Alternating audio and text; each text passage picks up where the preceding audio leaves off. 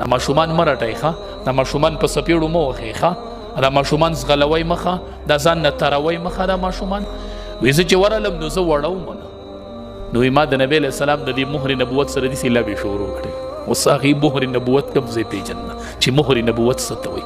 صحابه به پسې ګرځېدل چې زه دا مهر نبوت وینم او خوله پې ولګوم چې ښکلې کم یو ځل نبی علیه السلام به روانو داسې باغ کې روانو هوا لګېدله دا داسې څادر یې تاو کړی او څادر داسې څنډېدو او سلمان فارسي رضی الله تعالی عنه پسې داسې شا شاته روان دی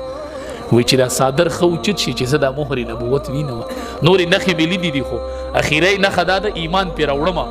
خو چې دا مهر نبوت وینم نبی علیہ السلام ته خو وحی وکړل الله چې دې په دې مهر نبوت پسې در روان دی وی نبی علیہ السلام دا څادر داسې د شا نه راونیوي داسې راواړو وی سلمانه انظر الی ما امرته وګوره که نه تا چې څه پسې ګرځېدلې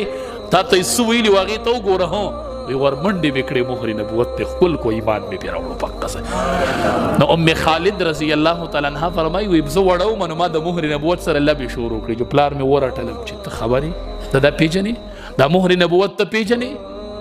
وی نبی علیہ السلام ورته چې غلی شه ته ای به لګیا وی کوي به د مهر نبوت سره لبې ښه نو که ستا د پټکي سره ماشومې لبې وکړلې نو کوي دی خیر دی ښه که ستا د ګیرې سره لبې کوي نو کوي دی خیر دی ښه که تا د ګریوان نه نیسي نو ودې نیسي ښه چې نبی علیہ السلام په مهر نبوت څه نه دي ویلي مړه وی پلار مې ورټلم نو نبی علیہ السلام منع که چې غلی شه ای به بس لګیا به